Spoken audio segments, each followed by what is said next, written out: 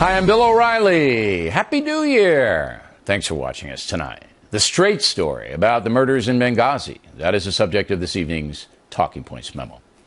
Over the Christmas break, the New York Times ran an investigative report about how Ambassador Christopher Stevens and 3 other Americans were murdered in Libya on September 11, 2012.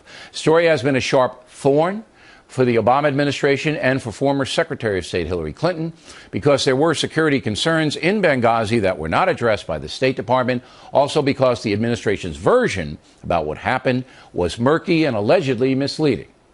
The Times concluded that there is no evidence that al-Qaeda was involved in the murders, and an anti-Muslim video promoted by a Florida preacher did ignite the fuse of violence, as the Obama administration initially stated.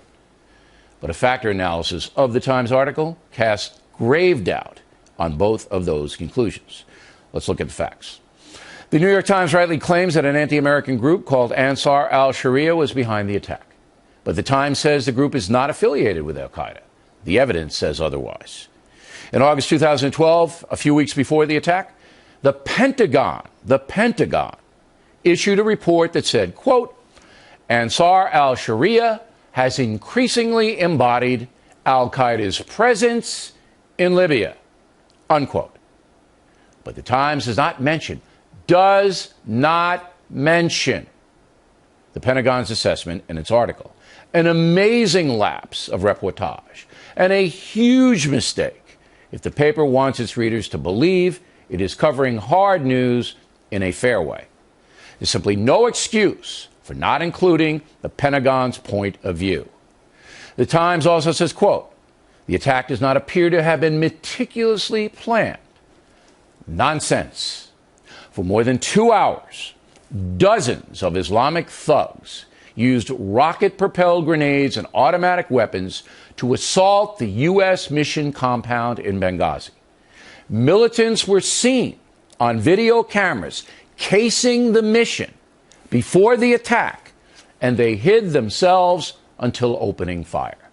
They also attacked a CIA compound a half-mile away using mortars. And the New York Times says the attack was not planned. Are you kidding me? I guess the word meticulously is the paper's fallback, but it is pure bull. And the coordinated violence eliminates the videotape as a spontaneous driver of the murders. It eliminates that. It's true the militants knew about the tape from Egyptian TV, but this Ansar group had used violence before. They didn't need a tape to commit murder. So Talking Points believes the Times story is deeply flawed, and the editors should have known it. Now, over the years, the paper has become deeply invested in changing America into a secular, progressive country. And while it does do some noble reporting, a primary goal of the Times is to help progressive groups and politicians. You may remember, the Times implied that John McCain had an extramarital affair during his presidential campaign against Barack Obama. The Times could produce no evidence, none, to justify that story. And to this day, Senator McCain is bitter about it. Now we have the lingering Benghazi situation that may hurt Hillary Clinton in her presidential run. Talking Points believes that was the motivation for the way this investigation was framed by the New York Times. I could be wrong, but I'm not wrong about the reporting. It is seriously flawed. And that's a memo. Now for the top story tonight, reaction. Joining us from Washington, Howard Kurtz. And from Miami, Bernard Goldberg. Both are Fox News analysts. Bernie, we begin with you. Am I making any mistakes here? On the factual matter, I completely agree with you on your theory that the New York Times consciously had a pro-Hillary agenda. I don't know. Could be. But as you know, Bill, there is never a smoking gun memo that says, no, let's help the liberals and hurt the conservatives.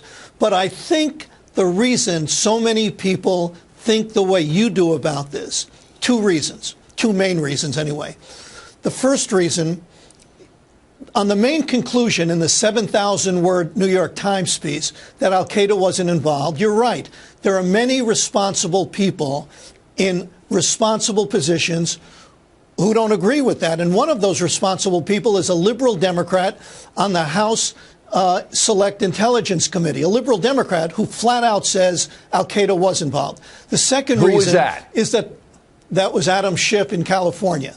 The second reason is that the New York Times has a, let's call it a credibility problem, mainly with conservatives. The paper went easy on Barack Obama when he ran for president. There's a strong suspicion they're going to go easy on Hillary when she runs, and not just on the editorial page. And because of that, and because of the McCain example that you correctly gave, a page one story with no proof implying that he had this affair, the New York Times over the years has squandered a lot of its credibility, and I think that's why you and others, I didn't even come at it like whether that. There's an agenda or not, I know, but I'm saying, well, let's just say others. Okay. Whether there's an agenda or not, believe there is. Okay, now let's get to Kurtz, who worked for the Washington Post and knows about the bureaucracy of these newspapers. There are 10 managing or associate editors on the masthead of the New York Times. 10. And then there's the overall editor, Jill Abramson, an avowed liberal woman, who has taken the paper since she took it over, way to the left, all right? Okay, and you're telling me, Kurtz, that 10 editors who read this article in advance, none of them would say, you know what, the Pentagon contradicts this. None of them do that? That's impossible.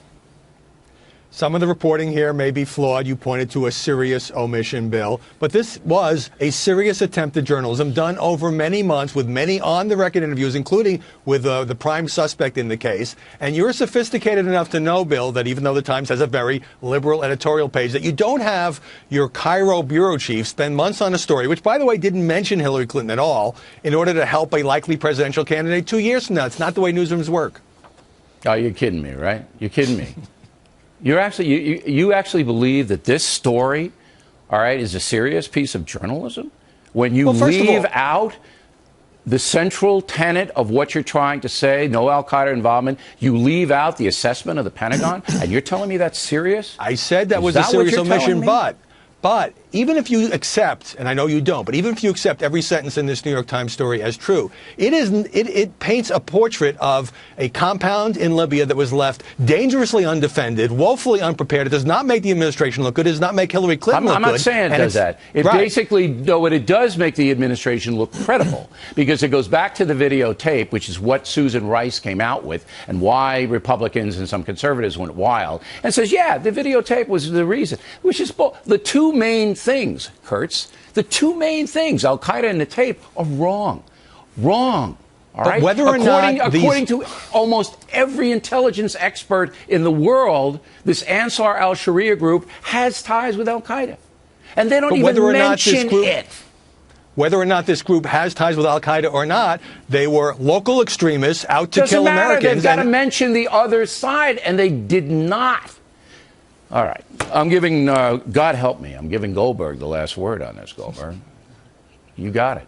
Well, if you conclude that al-Qaeda was not involved at a time, by the way, President Obama was running for re-election in part saying that al-Qaeda was on the run. So if you conclude that al-Qaeda was not involved and you leave out credible evidence to the contrary, it makes you wonder. That's all I'm saying. It makes you wonder about whether they had motives or not. Now, I happen to agree with Howard that 2 years out, they're not sitting there and having a secret meeting where they pull down the shades and give the secret salute and say, let's do something to help Hillary. I don't believe that happened either. They don't do that. They never do that. They never do that. They want an article with a certain flavor. That's what they want. But my point is, Bill, that when you leave out important things and you're already under suspicion, again, mainly by the right, they are not going to give you the benefit of the doubt. Well, I think I shredded that article here in 3 minutes and 33 seconds on this program, and I'll stand with what we did. Gentlemen, thanks very much. 2 footnotes. Howard Kurtz can be seen Sundays, 11 a.m., Media Buzz. BernardGoldberg.com is a must-read.